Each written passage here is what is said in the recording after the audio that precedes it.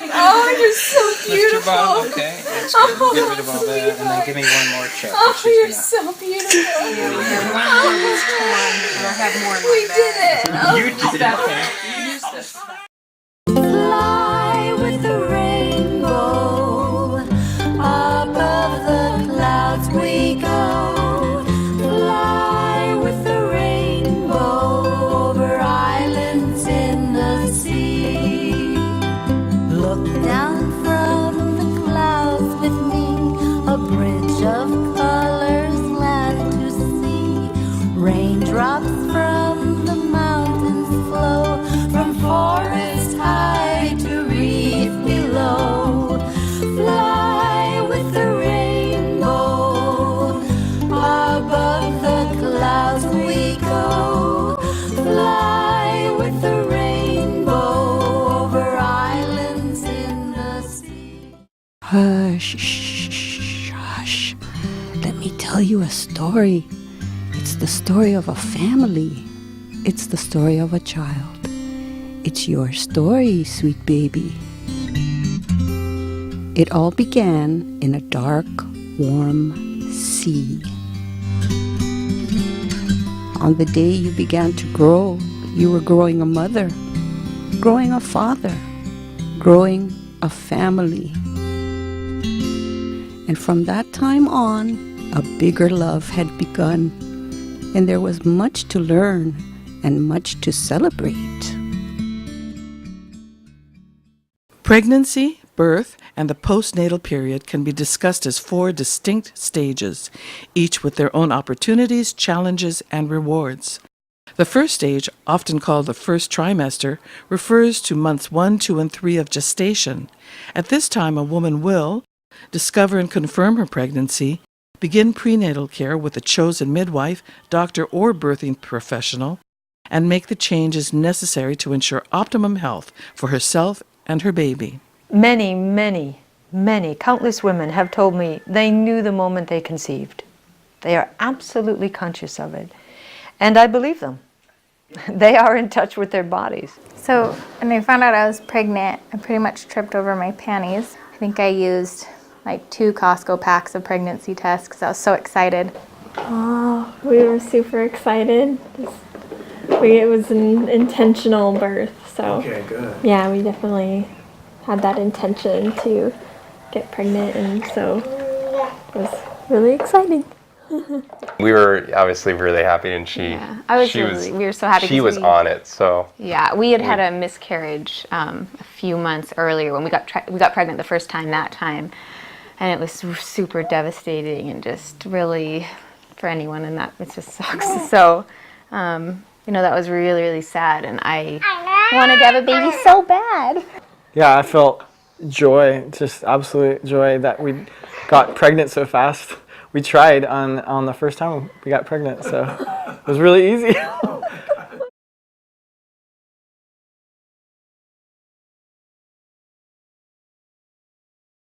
This is the time when you want to put everything right into your life in that first trimester. Well, my belief, of course, because I exist very much in the Western medical system, okay, is that she should get an appointment with a physician right away. A child will come into the world from an optimal environment when there is love. I like to say the best prenatal care is good food and a warm, loving relationship. She needs an environment that is safe, secure, and loving. A place where she can feel completely free to do whatever she needs to do in order to have this baby. And so there's a number of things that we do right away. We confirm the pregnancy, we make sure that we understand how far along she is, and we begin testing and interventions and those sorts of things depending on her history and things that are going on to try to maximize the outcomes just as soon as we can. Birth is not just a physical event.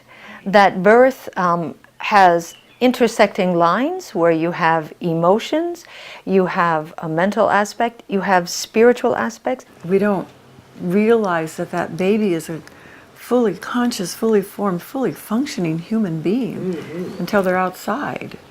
And there's so much that has happened in that whole journey of being conceived and coming in and going down the fallopian tube and finding that little place to burrow into the womb.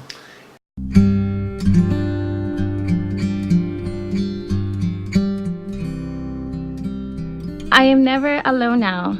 Sleep, sing, dance, dream together. Hearts beat in rhythm.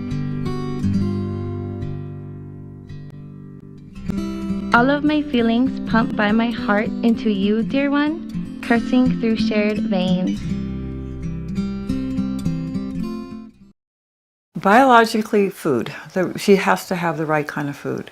She has to be eating whole foods, fresh foods. You know, she can't be eating hot dogs and hamburgers, or chicken that's been raised in a little cage and fed antibiotics, things like that. So being really aware of what's going into her body. And then not only what's going into her body on that physical level, but what is she eating emotionally? Eating emotionally? Eating emotionally. We eat that. We eat anger. We eat fear. It goes right into our bodies. Your spine, brain, and heart began growing within just a few weeks. Eyes, legs, and hands began to form. Your brain was working, and in only 4 weeks, you were 10,000 times the size you were when our story began. After growing for just 2 months, you had all your organs, your fingernails, and we could even hear your heartbeat. Wow, hearing our baby's heartbeat, at that moment we didn't know it was 2, so it just got me to tears.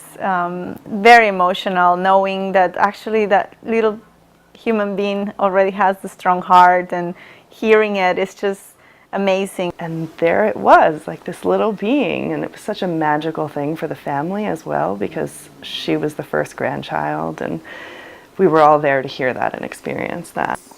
There's no rewind now. This is like a human being growing inside of my body, and we're not on a spaceship here. We're on Earth. Like, this is real.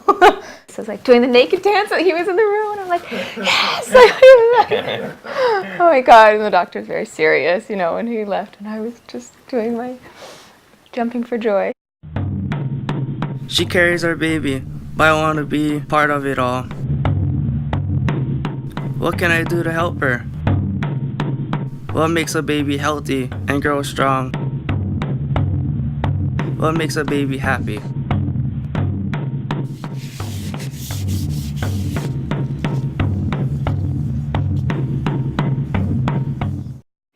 His role is extremely important. We have just in the last 35, 40 years maybe, told dads that they could be at birth. Before that we said, no, this is not your place. Men don't belong at birth. The partner needs to understand that whatever the woman needs is what that partner is supposed to deliver. That having preconceived notions about what it's going to be like and what you're going to do and what's going to be said and all those sorts of things is very inappropriate. His line is, he took the approach of worship the goddess. Mm-hmm. And I am so fortunate and so blessed to have a man who took that role, where it was whatever I needed to be happy. It really helps if there's a partner who is supportive of her and her up and down in emotions and doesn't take it personally. If she gets angry for some reason that he can't figure out, doesn't know what he did, or she starts crying and he can't figure out why. But to just be able to hold her and say, I love you. The best thing to do is to recognize that this is a very difficult, life-altering process. Emotions are high, and just ride it out. And he's going into a situation where he really can't do anything except to love her and to be fully, completely present. Making all the decisions in pregnancy and during labor and even afterwards are really affected most by the partner. But what we have discovered is that daddies can play a really significant role in the birth if he's fully present, which means he's got to learn to let go of all his stuff. He's got to have some understanding of his own birth story. He's got to have some understanding of his own traumas in his life, anything that might trigger him in that birth. I can't emphasize how important it is to take care of pregnant moms. If we want children who are going to be calm, peaceful, creative, thinking, processing human beings, and not those that are, constantly going, what's happening next? Where's the next blow coming from? Because their brains are going to wire for it. In traditional China, it was believed the disposition of a child resulted from the behavior of the mother during pregnancy. Fighting, gossiping, and sadness were avoided at all costs. Never argue with a pregnant woman, and if you do, let her have the last word. Now that your taste buds were formed, you began to grow bone marrow and all of your bones. You could even wiggle and dance inside Mama, suck your thumb, and by the end of month 4, you weighed 1/2 pound. Soon you would be having your first dreams.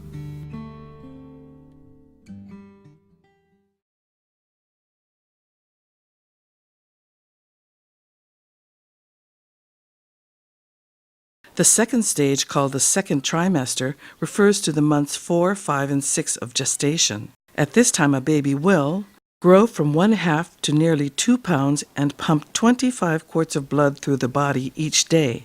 Practice breathing by inhaling amniotic fluid through the developing lungs. Begin dreaming during REM sleep and practice grasping with fingers on the umbilical cord. For the mother, this time is marked by a growing belly, more energy, less nausea, changes in skin and weight, light cramping, leg swelling, and a sensing of baby's movements.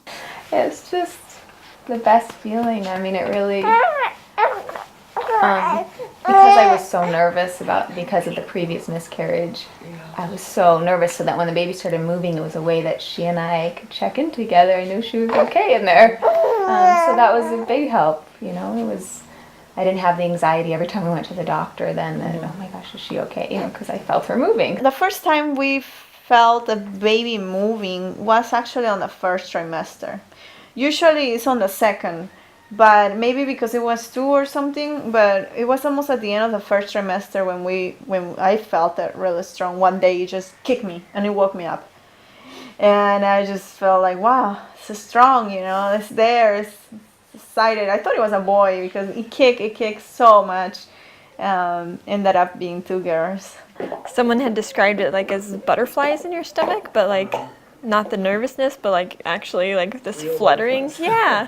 And then I felt that and I was just like so just elated and excited that like I finally was able to feel that, the first smallest movement inside, Her belly just popped out and like moved across really fast and like, whoa, I remember the experience being unfair because I was like, you're feeling movements inside, I can't feel anything, and it took months for me to finally be able to feel anything as far as I remember, and I was like, jealous. The second trimester, I think my favorite part of that is getting to know my baby's personality, like the way they would kick, the way they would move, whether it was graceful or it was spunky.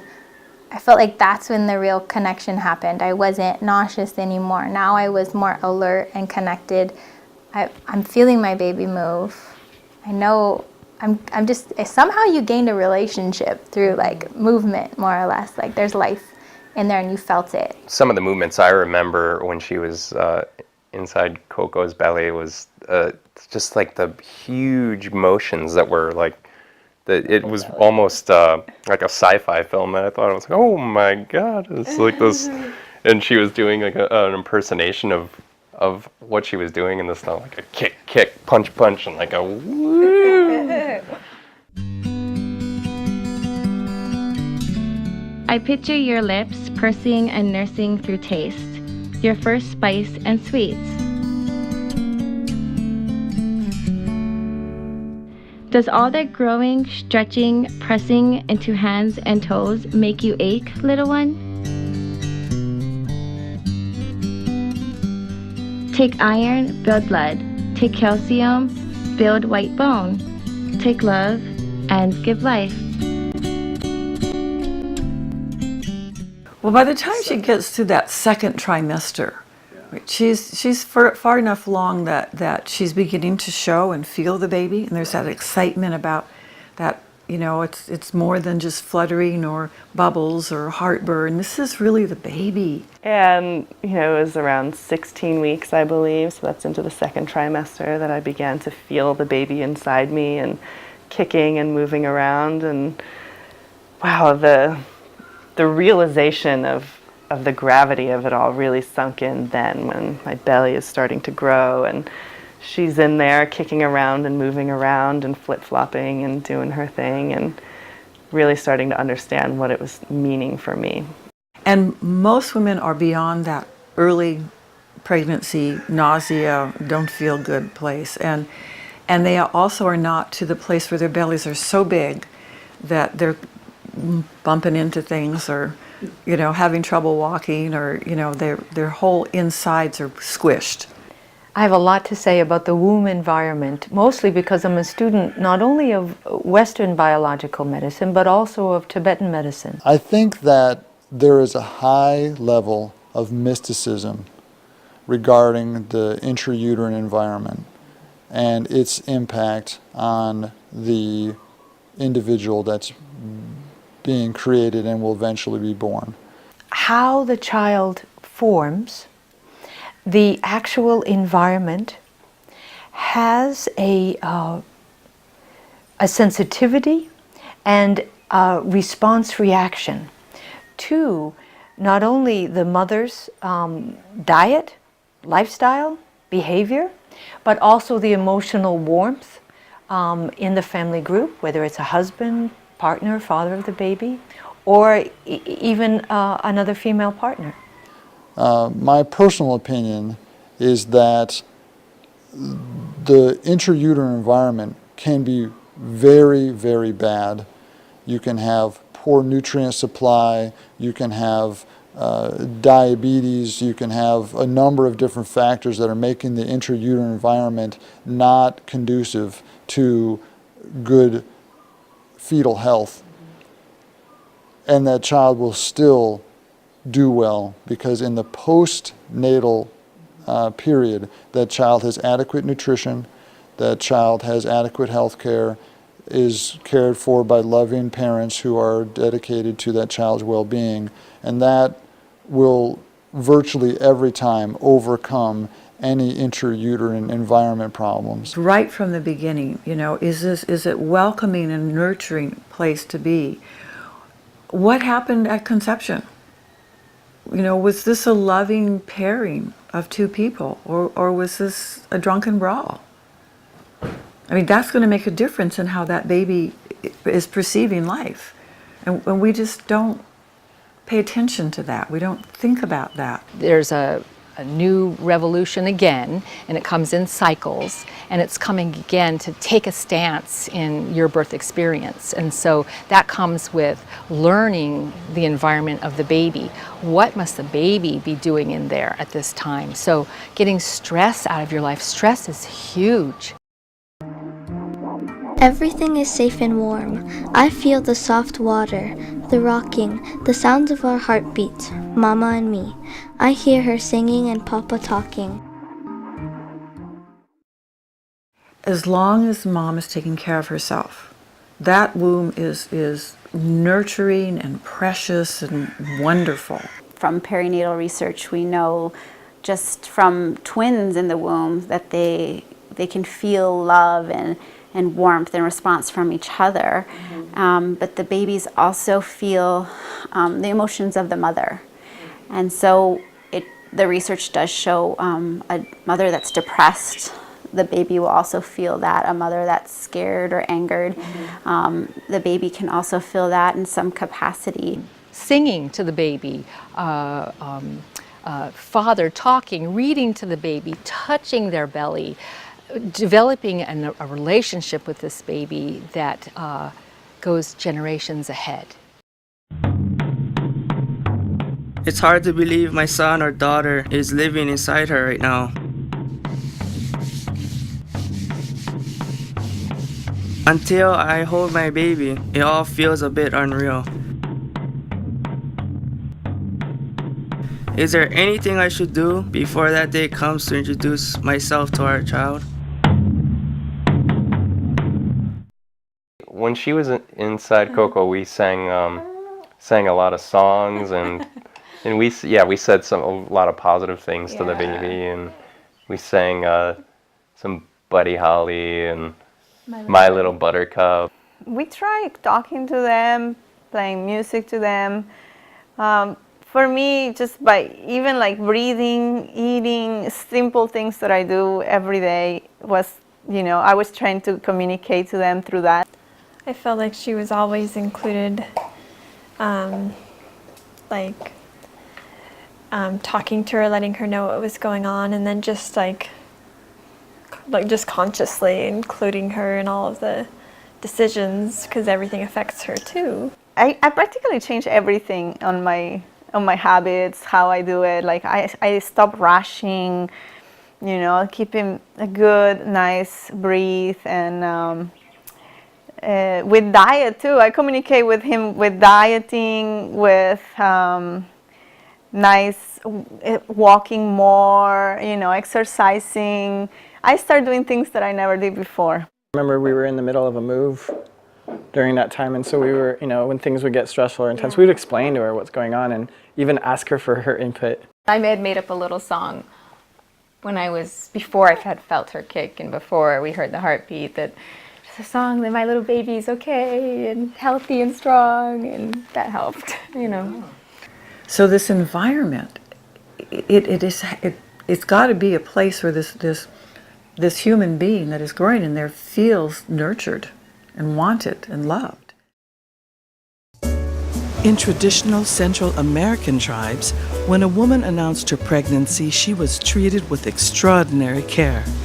Food was prepared by other women. She could only do light work, and baths of lukewarm water were poured for her daily. If the water was too cold, it would tighten her pelvis, ensuring a long labor. If too hot, it could raise her blood pressure and endanger the baby. All was done to preserve her equilibrium through pregnancy.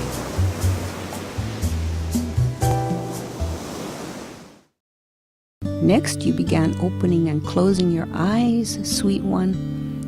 Inside the womb, you were protected, but not separate. Your walls were porous to the sounds, tastes, feelings of Mama, Papa, and family. Wherever Mama was, you were. Your senses of hearing, touch, and taste were helping you to absorb all that entered your watery world. You were storing fat and growing bigger every moment, preparing for your great entrance.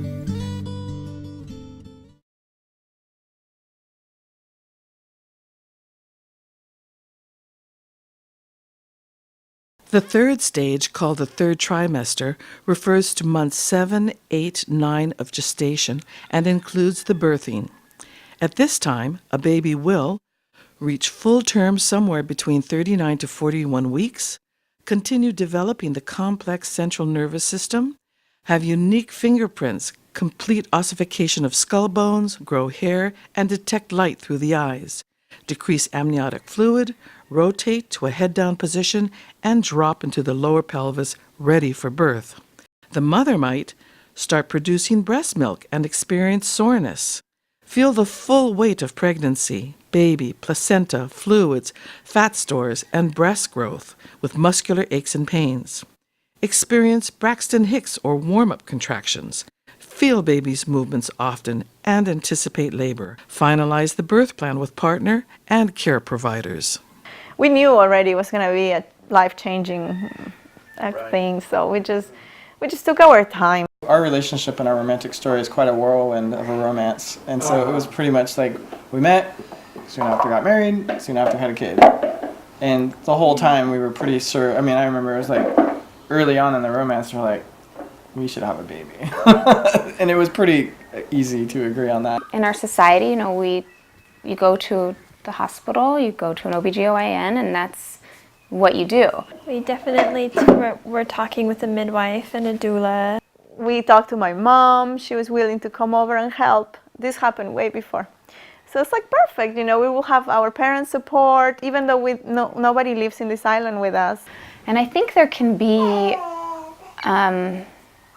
if you want to have a natural birth, and if that's an important, you know, that's important to you as a woman, you can kind of do both. And so if you are looking for a safe birth, first of all, you need to learn about your pregnancy, the body, what's happening, the statistics. And if our world were set up in a way where it was designed to meet our biological needs first, then I think that it might be a little bit different and a little bit happier for everyone. You're talking with a physician who delivers babies in a hospital. And I believe in what I do, that a hospital birth is the safest, best place for a baby to be born. And I think hospitals are beginning to shift their perspective on birth too, and helping women create the kind of safety they want in the hospital. There are very skilled providers who deliver babies outside of a hospital here on this island. And I think that there's good data that for highly selected low-risk women that is a reasonable choice for them. And you have choices no matter what environment you're in, whether it's home or hospital. You always have the right to say, you know what, I pass. I don't want to do that. And that's a powerful place for a woman to be. A hospital birth is going to be like very medicalized, loss of control of what happens to you and your baby. But when you see a woman give birth in a gentle way, the baby comes in and knows they're on a cellular level, that as a human being, that they're safe and taken care of. Every day brings us closer to our reunion. Twig by twig, a nest. Together, we dance, waltzes made of muscles and joints. My sway, your tumble. I am so full now of dreams, of love, of hopes of you. So full now. Only the muscle, the tissue, fluid, and time veils your world from mine.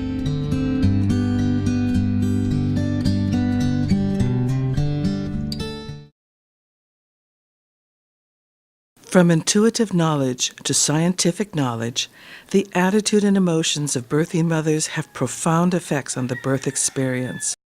To support the mother and baby through this, instinctual, natural, ancient, normal, extraordinary, transformative, empowering experience, consider these birthing ideals.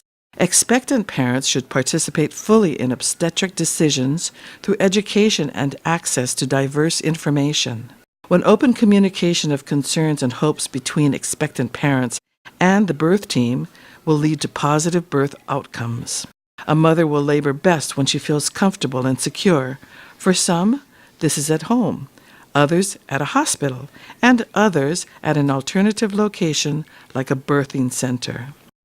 A mother in labor deserves a private and protective environment where she is free and supported to move and express herself. While a cesarean section may be necessary in some cases, the current rates are too high. Women's bodies were designed to birth. It is a natural process, not a medical condition or emergency. Women need to be supported through labor, not rescued from labor. So fear in the Western culture was first contaminated in the hearts and minds of the people of Europe in the 1500s. A lot of it comes from our media. If you watch shows around birth, pregnant women, they're all yelling and screaming and having a really hard time. And that's not how birth is. The loss of control, the uncertainty as to what the outcome is going to be, okay? Because we can't guarantee a woman that she's going to have a vaginal birth or is going to push for just an hour versus 3 hours or whatever. And so for many people, the uncertainty of what is going to happen is terrible. But how has fear evolved? Well, you have to go back to your own birth experience. And there are people who are studying going back to your own birth experience. Right then and there is where fear can be born. I worry that I will feel helpless during the birth. What if something goes wrong? What if the pain is too much? This is my love, my partner in life. Can I only stand by and watch? His role is extremely important. We have just in the last 35, 40 years maybe, told dads that they could be at birth. Labor and birth is a force of nature. Labor has enough power to illuminate everyone's shadows. And a partner is there to help circulate that power and protect and defend any aspect that might violate a woman feeling safe, centered, grounded. Daddies can play a really significant role in the birth if he's fully present, which means he's got to learn to let go. When you can get to that point where you don't necessarily need words to communicate, it's such a special place to be in. His role, and honestly for me and my process in my own birth, was to be quiet until I asked him for something. Like holding me in a certain way, like several times, just like holding me in a position so that way I could be most comfortable. And I know there was some of those positions are probably hard on hard on his back. I was so proud of her. He and I, our relationship has actually gotten, I think it's we closer, grew way closer because, you know. Every time we have a baby, something fuses twice as much between us. And we get this whole nother muscle of love that we're exercising between the two of us. Overall, yeah, we're way closer and we're more attracted to each other, more everything.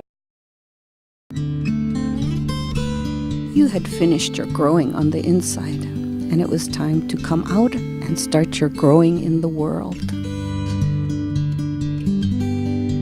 You began to feel your world clench and tremble. You could hear Mama call out, and suddenly you were traveling through the long, dark tunnel, not knowing we were all waiting on the other side.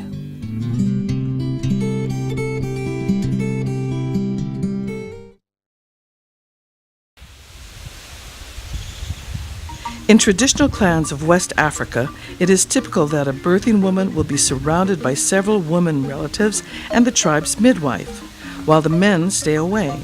During her early labor, she is encouraged to walk as much as possible. When the waves of birth become intense, she will squat or use a short stool. A fire is built outside and warmed rocks are brought inside the birthing hut to keep the mother's body warm and prepare a warm, dark place for the newborn baby, mimicking the womb's environment.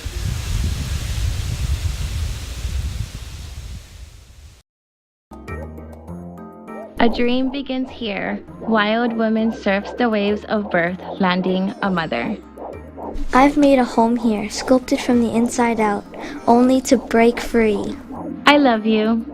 I love you. It is an absolute miracle every time it happens. Every time I see a baby coming going, how did that happen? How? How did this perfectly formed human being come out of this other human being? Every time I see it, I am completely blown away by it. I can't explain it. How does it happen other than this is a miracle? It's an everyday miracle that has happened and has made it through that whole journey. I mean, how does its baby even start? There's a miracle there, right from the very beginning, when all of those cells are coming together. You know, there's one over here, it's beating a little bit, and there's one over here, it's beating, but they're not synchronized, they're beating at different rates.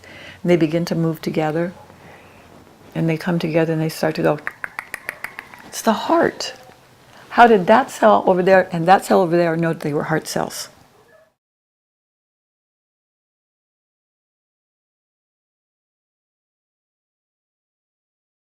The theory of the fourth trimester presents that in the immediate time after birth and for the first few months of life, a human baby has only 3 basic reflexes: sucking, swallowing, and breathing.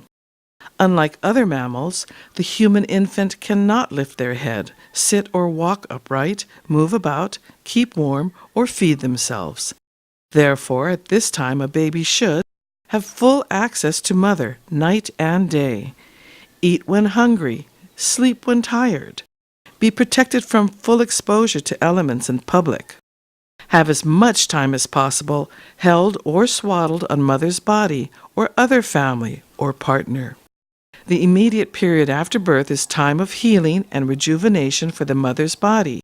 To support this, a mother should receive breastfeeding support and aid if needed, help with food preparation and home duties, rest and nap when fatigued, receive postpartum care from birth professionals, be fully available and free to attend to her newborn.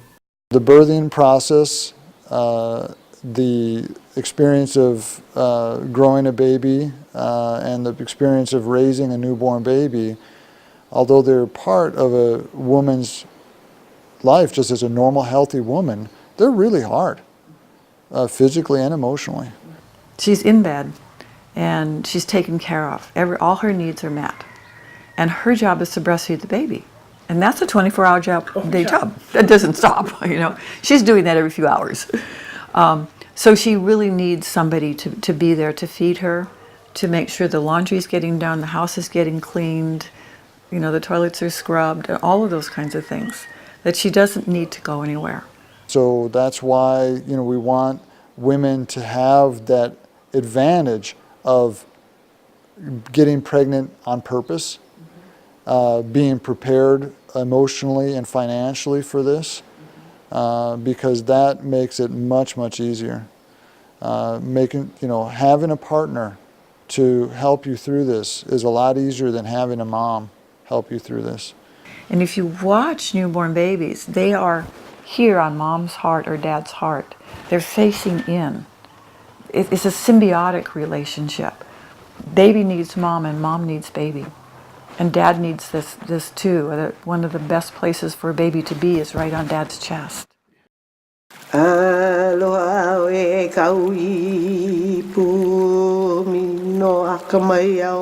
In traditional Hawaii, the protocols following the birth of a keiki included an extended period of healing and rest for the mother and baby, where her only duty was to care for her baby. She was encouraged to tightly wrap and tie tea leaves around her belly to help with inflammation and return the uterus to its pre-pregnancy size. The placenta was buried and dedicated to the family's aumakua, and the piko, umbilical cord, after falling off was safeguarded and then often planted to acknowledge the aina.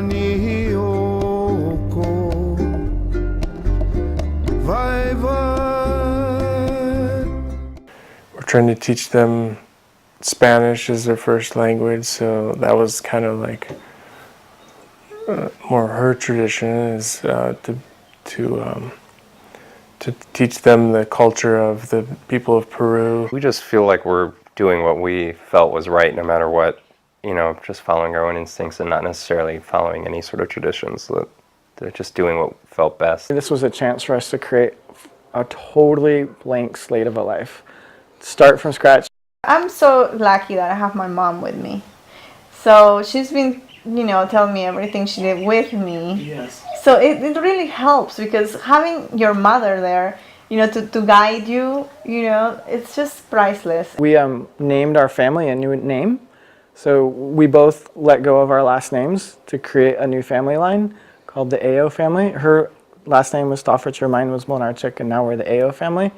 And for me, that was really symbolic of actually just having no traditions to start from and starting from scratch, because I was abandoned by both my adoptive parents and my natural parent. So I didn't really have a choice. I don't even remember my first 2 years of my life. So I wouldn't even, and I don't have the ability to ask, hey, what did you do in my life for the first, so I don't have a history. Postpartum time can be really challenging, and this is when families really need support. And we have created this thing called a nuclear family, which I don't think is a really very good idea. We really need a tribe.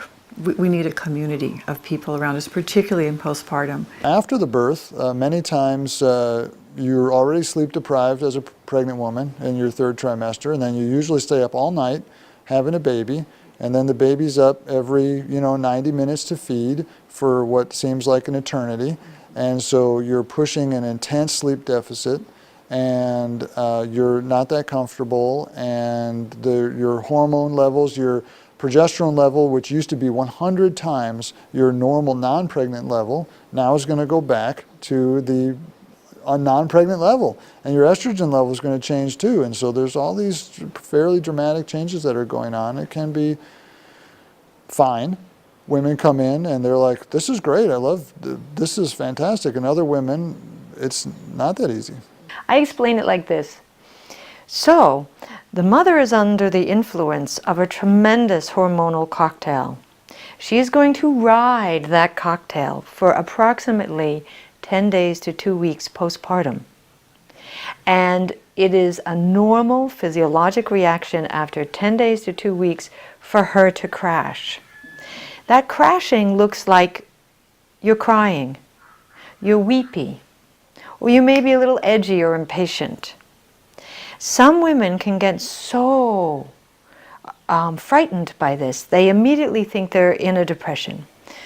No, postpartum has a physiologic velocity to it, where it's unstable. And that 10 days to 2 weeks of stability, when it crashes, that instability can feel overwhelming. So it's not to be alarmed. It is within a normal limit for sure, as long as there's enough social support and good nutrition. But really like this sense of overwhelm that would overcome sometimes both of us. And for me, I think processing that was with my partner first was so important, to just say, this is where I'm at, I'm crying and it's midnight and I haven't slept, and can you just take her for a moment? And having a partner who could hear that and support that and just say yes and not ask questions like you were saying before. So it's creating a community for that initial postpartum time. And I tell families minimum 2 weeks, and that's the bare minimum, but you really need a month of food arriving every day at your house. Mom's job in that first week is to breastfeed her baby, period. She also is healing. And it doesn't matter how the birth went, she's got some healing she has to do, because we forget that after the baby's born, the placenta gets born. The placenta has been attached to her uterine wall, nurturing and feeding that baby, and it detaches from the uterine wall and it comes out. And it leaves a wound inside of her uterus that has to heal. And it's just like any wound, if you're not careful, it'll start bleeding again. So I really encourage families to set that up ahead of time. I call it their tribe of 12. And I think the emotional challenges for him probably would lie in feeling a bit helpless at times, because there wasn't anything that he could particularly do, because the baby's crying and needs me for milk. And in that role, when it's an exclusively breastfed baby, the father can't really do anything other than support mom. That smell, that baby smell. Oh my gosh, those few first, like, I guess it could be the first month. Time goes so fast once you have your baby. I can't get enough of that new baby smell. I'll sit there and just sniff at them in these big inhales until I can't take another breath. I'm going to pass out. That's probably my most fondest moments, is just smelling them. It was really fun watching what caused her to smile. Oh, yeah. You know, and there was so many little things that we were totally surprised by, like people, like strangers coming in, making her laugh. Even friends of ours with big beards, like, whoa, she smiled at that? That's cool. I remember the first time that, for both of my kids, the first time that we locked eyes and stuck. That also is like breathtaking. Like, it stops you in your tracks. I physically stopped when I was walking, and I had my baby in my ergo, and I was doing laundry, which I shouldn't have been, but I was doing it. And I'm looking down at my baby just for a second, and he was just gaping at me, just oodles of like love in his eyes, just gaping at me. And I just remember stopping, and I have no idea how long I stopped until the neighbor said, "Hey, what you doing?" Just hanging out with a basket and a baby, you know, in the carport. We benefit from sacred, conscious conception and birthing by having peace in our world. That's ultimately what's going to happen, is we will create peace in this world, because every baby will be welcomed. The process is unbelievable that a couple can get together and 9 months later, virtually 100% of the time, deliver an entirely perfect human being who, at the top of their shoulders, has a brain which is the most complex structure in the universe that we know of. Yeah. That is pretty amazing. I gained a lot of respect for Andrea with how much she had to go through, and just how strong she is. You can sit there, gather your thoughts, and when you have that moment for reflection and you're loving that baby, you're creating this incredible hormone-filled optimism about what can be. It is beautiful. It's so beautiful. Together we're so much stronger than like we've ever been after having babies. Every time we have a baby, something fuses twice as much between us. Overall, yeah, we're way closer, and we're more attracted to each other, more everything. Witnessing a goddess on her journey of being a woman and empowered and being transformed myself by her strength. Now it's not just us making decisions for ourselves, it's us making decisions for ourselves and this other developing human. It's an everyday miracle that is happening every time a baby is born. The preparation is to fall into the abyss of love and then change the diaper. Only a mother knows the magic of housing two hearts inside her. But soon enough, you make a home in all our hearts. And that is your story, dear one, the story of your birth. And that is the story of a father being born. And the birth of a mother. And the birth of a family. We're all inside, birthed from one womb into the next. Mama to Mother Earth, this is our story, all of ours. Hoku o na hoku e piki mai ana. Hoku o na hoku e imo ino nei. Hoku o na hoku e ala mai ana. Ua o inia e i kalani. E kupu mau ho aloha e he amai ana. E noho mau ana no na kauakau. E mea maamau no ka pakona ne ana. Hu'u mau ho ike ma ke kai. Lipoli,